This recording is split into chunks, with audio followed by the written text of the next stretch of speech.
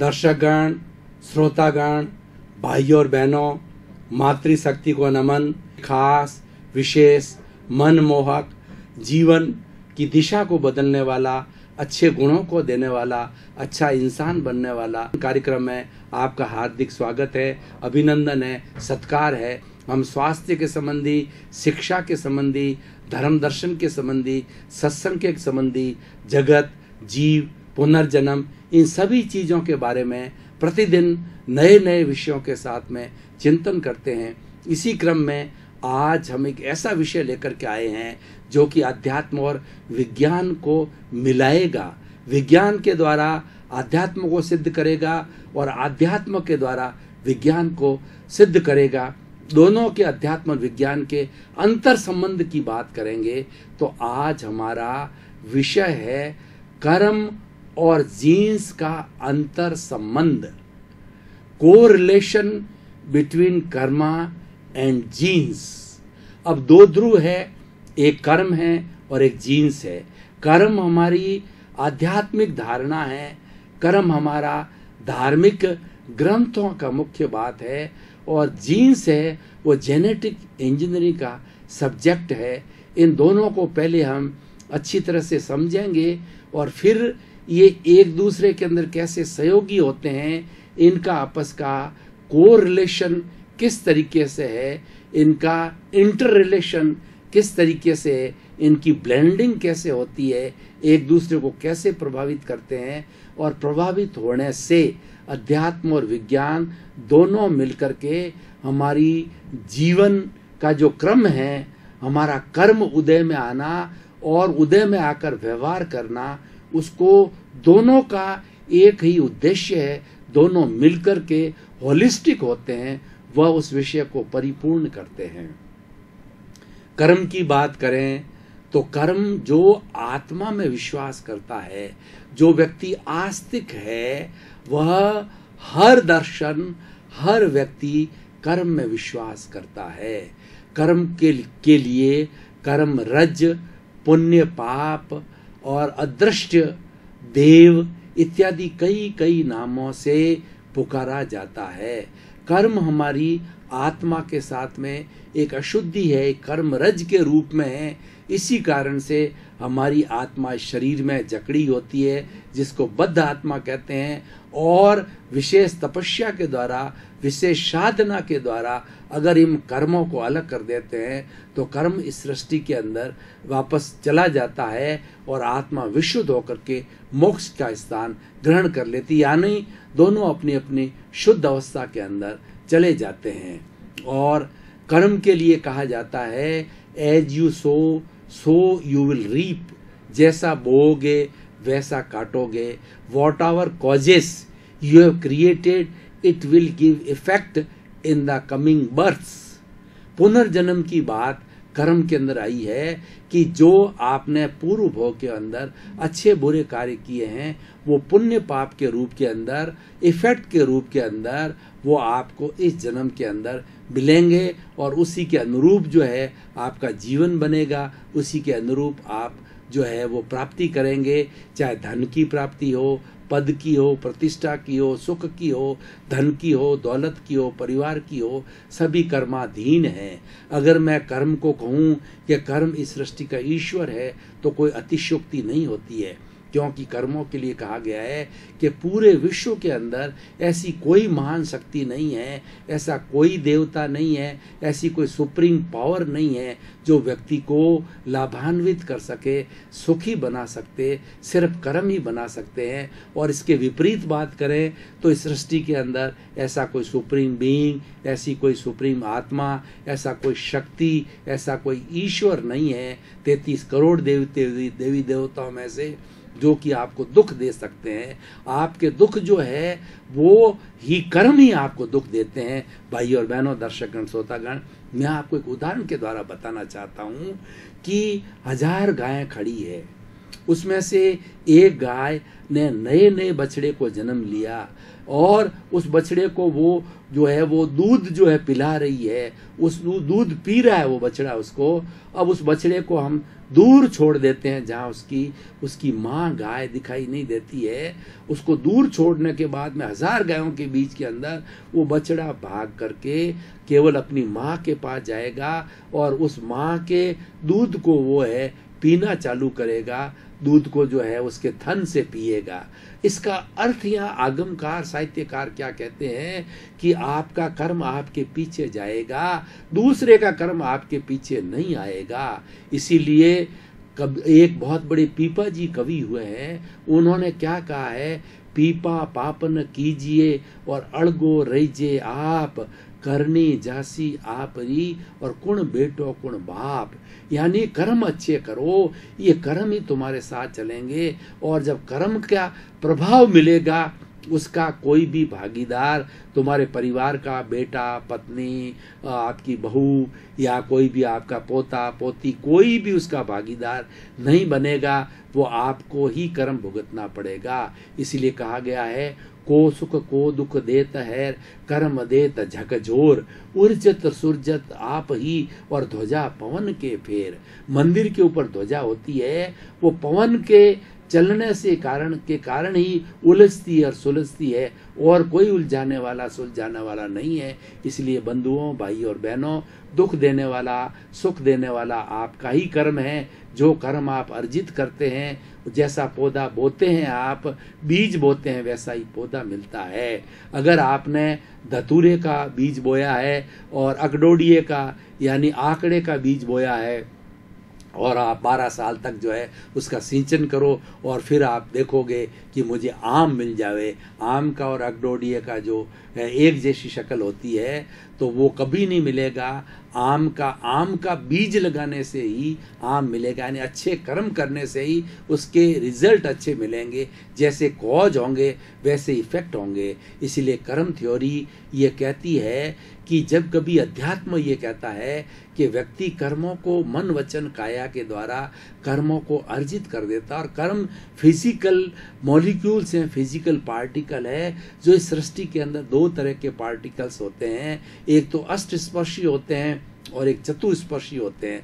अष्टस्पर्शी होते हैं वो दिखाई देते हैं, आंखों से देखे जा सकते हैं, माइक्रोस्कोप से देखे जा सकते हैं, और उनके मिलने को अणु कहा जाता है। और बहुत से परमाणुओं से मिलने से अणु होता है, और अणुओं के मिलने से ही ये सृष्टि के लिए चट्टानें बनती है, मकान बनते हैं, भवन बनते हैं, ब्रिज बनते हैं, सड़कें बनती है। वो सारा रूप जो है परमाणुओं से अणु का मिला और अणु के मिलने के बाद में उस चीज का होता है। और एक होते हैं चतुस्पर्शी। चतुस्पर्शी वो होते हैं जिसके अंदर वो पुद्गल तो होता है, वर्ण गंध रस स्पर्श अष्ट प्रदेशी में भी होते हैं, चतुस्पर्शी में भी होते हैं, लेकिन इसके अंदर चतुस्पर्शी के अंदर क्या है, उसका मासलेस पार्टिकल, विज्ञान की भाषा के अंदर, कि उसका कोई भी भार नहीं होता है। इसी कारण ये हमारी आत्मा के साथ में कर्म शरीर के रूप के अंदर अनादि अनंत काल से साथ लगे रहते हैं। इसको कर्म शरीर कहते हैं। इसीलिए हमारी आत्मा जब एक शरीर को छोड़ करके दूसरे शरीर के अंदर जाती है तो इस कर्म शरीर को साथ में ले जाती है, और इसको धक्का देने वाला, मूवमेंट करने वाला वो तेजस शरीर होता है। तो तेजस शरीर और कार्बन शरीर और आत्मा, ये तीनों जाती है जब बद्ध आत्मा होती है। और जब शुद्ध आत्मा हो जाती है, शुद्ध आत्मा का मतलब ये तेजस शरीर और कार्बन शरीर विलीन हो जाता है, समाप्त हो जाता है। किसी तरह का पुद्गल पार्टिकल आत्मा के साथ में अशुद्धि के रूप में, कर्म के रूप में नहीं होता है। संपूर्ण निर्जरा हो जाती है, डिटैचमेंट हो जाता है, तब आत्मा शुद्ध होकर के मोक्ष जाती है। वरना ये 84 लाख जीवा योनि में तेजस शरीर के माध्यम से और कार्बन शरीर एक वेयर हाउस है, एक स्टोर है, एक चिट्ठा है, एक पूरी कैलकुलेशन है जो कर्मों की। अब जो है कर्मों का वर्गीकरण करें तो जैन धर्म का यहाँ संदर्भ देना चाहूँगा कि जैन धर्म में कुल 8 तरह के कर्म बताए गए हैं। यानी हमारी आत्मा के ऊपर 8 तरह के पर्दे हैं। ज्ञानावर्णीय कर्म, दर्शनावर्णीय कर्म, वेदनीय कर्म, मोहनीय कर्म, आयुष्य कर्म, नाम कर्म और गोत्र कर्म। ये 8 तरह के पर्दे हमारी आत्मा पर लगे हुए। मैं भाई और बहनों, दर्शकगण, आपको एक उदाहरण के द्वारा बताना चाहता हूँ कि जो बड़ा तुम्बा होता है, जो हमारे साधु महात्मा फक्कड़ होते हैं तुम्बी बनाते हैं, उसके भीतर का गुदा निकाल करके उसको एकदम खोखला कर देते हैं, उस तुम्बी में वो पानी भरते हैं। उस तुम्बी वह खोखली होने के कारण अगर पानी के अंदर उसको डाल दिया जाए तो पानी में तैरने लग जाती है। तो क्योंकि वो हल्की होती है, जो हल्का होता है तैरता होता है, यानी हल्का होने पर वो ऊर्ध्वगामी होता है और भारी होने पर वो अधोगामी होता है, डूब जाता है। अब आप देखिए उस खोखली तुम्बी के ऊपर सबसे पहले एक हम गोबर का या कोई भी हमारे प्लास्टिक का जो है एक लेप चढ़ाते हैं। अब उस लेप को सुखा करके दूसरा लेप चढ़ाया, तीसरा चढ़ाया, चौथा चढ़ाया, पांचवा चढ़ाया, छठा चढ़ाया, सातवां चढ़ाया और आठवां चढ़ाया। इस तरीके का हमने 8 लेप करके उस तुम्बी को हर बार हर लेप के साथ में पानी में डाला तो धीरे धीरे धीरे धीरे वो पानी में जाने लगी, तैरने की बनिस्बत उसके अंदर पानी भरने लगा, वो नीचे की ओर जाने लगी और पूरी 8 परतें लगाई तो वह तुम्बी जो है वो पानी के अंदर डूब गई, यानी वो भारी हो गई। ठीक उसी तरीके से हमारी आत्मा के जो 8 तरीके के 8 गुण हैं उनके ऊपर पर्दा डालता है। ज्ञानावरणीय कर्म क्या करता है कि हमारा जितना ज्ञान है उसके ऊपर आवरण डालता है। इसीलिए ज्ञानावरणीय ज्ञान के ऊपर आवरण डालने को, पर्दा डालने वाले को ज्ञान जो है खुला नहीं। आत्मा स्व पर प्रकाशक है, आत्मा एक पूर्ण सूर्य के समान है, लेकिन आत्मा के ऊपर अगर बादल आ जाते हैं तो सूर्य दिखाई नहीं देता है। तो ये एक तरीके 8 तरह के बादल है जो कि आत्मा के साथ आए हुए होते हैं। इन बादलों के अंदर ज्ञानावरणीय कर्म के रूपी जो बादल होता है, पर्दा होता है, ज्ञान के ऊपर आवरण डालता है। व्यक्ति मति भ्रष्ट होता है, उसको ज़्यादा चीज़ याद नहीं रहती, वो एक्सप्रेस नहीं कर पाता है ज्ञान के बारे के अंदर, वो मतलब एक पशुवत व्यक्ति रहता है। और या ज्ञान भी होता है बहुत आंशिक रूप से होता है, वो प्रतिभाशाली नहीं होता है। ये ज्ञानावरणीय क्रम है। अब ज्ञानावरणीय क्रम क्यों बनता है, कैसे बनता है, कैसे खुलना चाहिए, ये अलग विषय है, क्योंकि ये विषय लंबा कर देंगे तो जेनेटिक इंजीनियरिंग का विषय भी लेना है और जीन्स को इसके साथ जोड़ना है, इसलिए इतना समय नहीं है। दर्शनावरणीय कर्म है हमारे दर्शन यानी श्रद्धा के ऊपर आवरण डालता है, श्रद्धा पर जो है वो लेप चढ़ाता है, श्रद्धा के ऊपर पर्दा डालता है। ज्ञानावरण, दर्शनावरण, वेदनीय कर्म जब उदय में आता है तो हमारे शरीर के अंदर सब तरीके की वेदना होती है, बीमारी आती है, तकलीफ होती है। ये वेदनीय कर्म क्या होता है? आयुष्य कर्म होता है, उससे मनुष्य के लाइफ स्पान रहती है, मनुष्य कितने वर्ष तक जिएगा। और आयुष्य कर्म जो ही संपन्न हुआ, 1 सेकंड, 1 क्षण भी व्यक्ति जिंदा नहीं रह सकता और वह मृत्यु को प्राप्त हो जाता है। ज्ञानावरणीय, दर्शनावरणीय, वेदनीय और मोहनीय कर्म है, ये हमारी मति को जो है वो भ्रष्ट कर देता है। जिस तरीके से व्यक्ति कोई शराब पी जाता है तो बेभान हो जाता है, तो ये मोहनीय कर्म हमको मोह में फंसाता है, धन में, दौलत में, परिवार में और आपके कंचन में, कामिनी के अंदर, सुख के अंदर, और चारों तरफ आनंद सुख का ही सुख लेते रहें, जीवन का भोग विलास करते रहते हैं, उसके अंदर ये मोहनीय कर्म फंसाता है। ज्ञानावरणीय, दर्शनावरणीय, वेदनीय, मोहनीय आयुष्य और नाम कर्म होता है, वो हमारी पद प्रतिष्ठा को बताता है। और व्यक्ति का जो जितना शरीर के संबंधी जितना भी कार्य होता है, हमारा ब्लड सर्कुलेशन, शरीर के अवयव, शरीर की इंद्रियां और हमारा जितना भी कर्म का संचालन होता है, ये हमारा जो है वो इस आयुष्य कर्म, ये जो नाम कर्म के द्वारा होता है।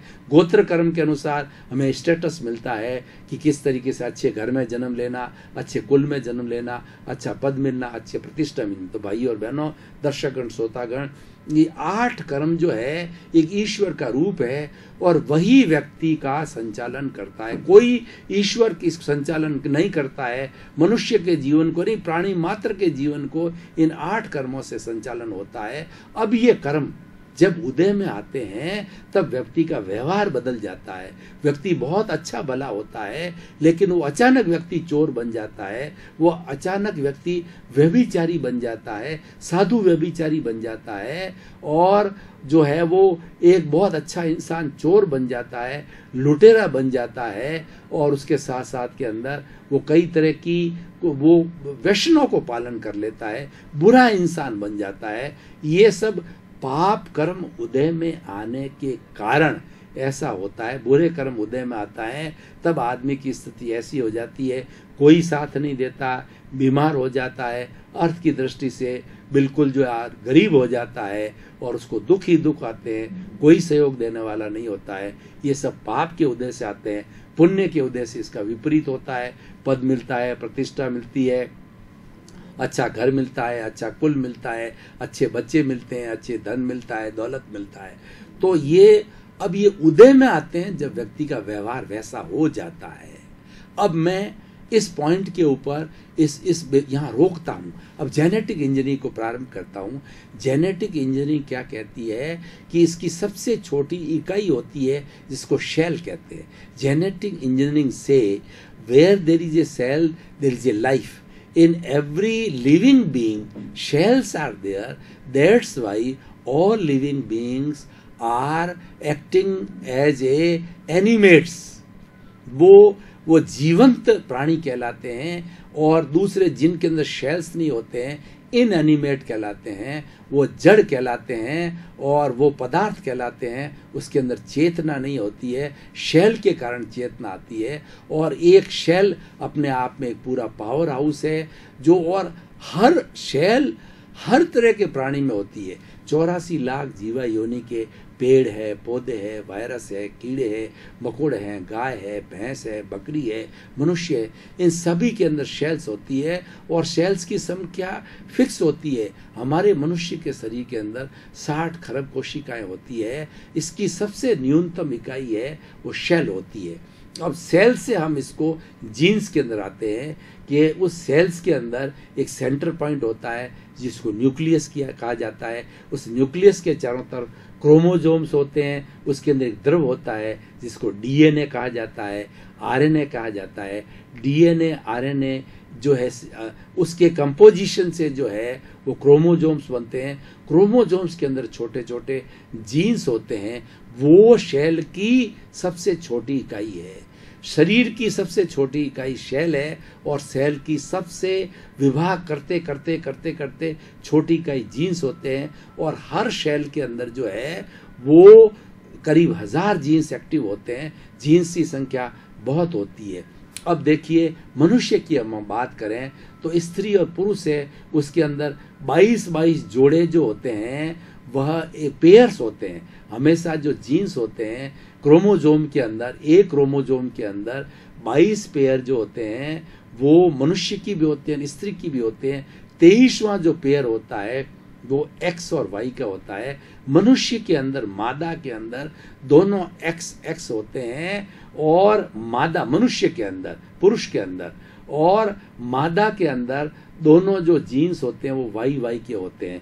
जब स्त्री पुरुष का मिलन होता है, एक्स और वाई मिलता है, उस वक्त के अंदर अगर मान लो इसका एक्स इसके एक्स से मिल गया या इसका वाई इसके वाई से मिल गया, एक्स मिलने से जो है वह जो है वो मेल संतान होती है और वाई मिलने से जो है वो फीमेल संतान होती है। तो इस तरीके से ये मेल और फीमेल का निर्धारण जीन्स के माध्यम से होता है। ये जीवन का निर्धारण जीन्स के माध्यम होता है। अब जेनेटिक इंजीनियरिंग कहती है कि जैसे हमने कर्मों की जो 8 कर्मों की जो उत्तरोत्तर प्रकृतियों को, उसके फर्दर क्लासिफिकेशन को देखें तो 148 टाइप का कर्म है, वो सारे जीवन का संचालन करते हैं। जब हर कर्म उदय में आता है, व्यक्ति कैसे व्यवहार करता है, उसका शरीर जो है मोटा होता है, पतला होता है, बुद्धि मंद होती है या तीव्र होती है, डायबिटीज का आना, हार्ट का आना, मतलब सभी तरह की जितना जीवन का क्रम जो है ना वो कर्मों के उदय से आता है। ठीक उसी तरीके से ये जीन्स के अंदर म्यूटेशन होता है। जीन्स के अंदर जो है वो म्यूटेशन का मतलब निष्क्रमण होता है। तो ये निष्क्रमण के द्वारा चेंज होने से जो है आपस के अंदर जो है वो जो म्यूटेशन होने से, जीन्स के म्यूटेशन से व्यक्ति के जो है वो पर्सनैलिटी के अंदर चेंज आता है। अब देखिए इधर हमारी स्पिरिचुअलिटी या कर्म सिद्धांत ये कहता है कि कर्म उदय में आने से व्यक्ति के व्यवहार में परिवर्तन आता है, लेकिन कैसे आता है पता नहीं। इधर जेनेटिक इंजीनियरिंग ये कहती है कि जब जीन्स म्यूटेशन करते हैं, जब तो उनका आपस के अंदर मिलन होता है, विघटन होता है, चेंजेस होता है, वो चेंजेस होने के कारण व्यक्ति के व्यवहार में प्रभावित होते हैं। अब दोनों व्यवहार पे आ गए। इसका अर्थ ये हो गया कि कर्म जब उदय में आते हैं तो वो जीन्स के माध्यम से म्यूटेशन होकर के और फिजिकल बॉडी के अंदर उस तरीके का एनवायरनमेंट पैदा होता है, और उस एनवायरनमेंट के आधार पर मनुष्य उस फिजिकल रूप के अंदर चेंज आता है, फिर ग्लैंड्स में आता है, फिर जो है वो हमारे ब्लड के अंदर जाता है, ब्लड से जो हमारे कर्मेंद्रियां, हाथ है, सिर है वगैरह, उसके अनुसार हमारे मन वचन काया के अनुसार एक्शन चालू हो जाते हैं। यानी दोनों एक ही बात करें, दोनों मालूम नहीं है फर्दर कैसा होता है। जेनेटिक इंजीनियरिंग कहता है कि ये होता है, कैसे होता है, उसी तरीके से हमारा कर्म सिद्धांत कहता है उदय में आने के बाद में व्यवहार का जो निर्धारण अच्छा बुरा होता है, म्यूटेशन होने के कारण व्यवहार का बुरा होता है। तो हम इसको परिपूर्ण करें, हम स्पिरिचुअलिटी को और जो है हमारी मेडिकल साइंस को आपस में मिलावें, तो निष्कर्ष ये मिलता है कि कर्मों का उदय जो होता है होने के बाद में जीन्स के माध्यम से जो है, म्यूटेशन के माध्यम से जो है, वैसा आदमी का चरित्र बदल जाता है, वैसा व्यवहार बदल जाता है, वैसा आचार हो जाता है, वैसा व्यवहार हो जाता है, वैसा व्यक्तित्व हो जाता है। अब मैंने एक शोध की है, उस शोध के अंदर जो 148 तरीके के जो कर्म है, मैं मुख्य कर्मों का बात जो मैंने पहले कही, ज्ञानावर्णीय कर्म, दर्शनावर्णीय कर्म और 8 तरह के जो कर्म हैं, इस जीन्स के अंदर कैरेक्टरिस्टिक देखी उसकी जीन्स की कैरेक्टरिस्टिक को हमने पाया। कुछ जीन्स ऐसे होते हैं जो लाइफ स्पान देने वाले होते हैं, यानी ये आयुष्य कर्म, इधर आयुष्य कर्म है और इधर लाइफ स्पान है। यानी जब आयुष्य कर्म उदय में आता है तब ये जीन जो कि लाइफ स्पान देने वाला होता है वह एक्टिव हो जाता है। अब देखिए कि उसके बाद के अंदर देखें, डायबिटीज देने वाला जीन अलग है, हार्ट अटैक कराने वाला जीव अलग है, लीवर को खराब कराने वाला जीवन अलग है। यानी शरीर के अंदर हमारी जितनी साइकोसोमेटिक आज बीमारियां हो रही है, उन सब के हर एक का अपना अपना जीन्स है। इधर इसको कहते हैं असता वेदनीय। भाई और बहनों, दर्शकगण, श्रोतागण, आपका बहुत बहुत धन्यवाद, आपके प्रति कृतज्ञता कि आप प्रतिदिन अच्छे अच्छे विचार सुनने के लिए, सत्संग करने के लिए हाजिर होते हैं। उससे हमारे विचार निर्मल होते हैं, हमारा आचार निर्मल होता है, हम एक अच्छे इंसान बनते हैं। अच्छा इंसान बनाना ही कार्यक्रम का उद्देश्य है। जगत का कल्याण हो और सर्वे भवन्तु सुखिनः सर्वे भवन्तु निरामया, ये पुनर्जागरण का कार्यक्रम इसीलिए है। आपका जीवन मंगलमय हो, आनंदमय हो, सुखी हो, शांत हो, मर्यादित हो। आपके प्रति मंगल भावना शुभकामनाएं।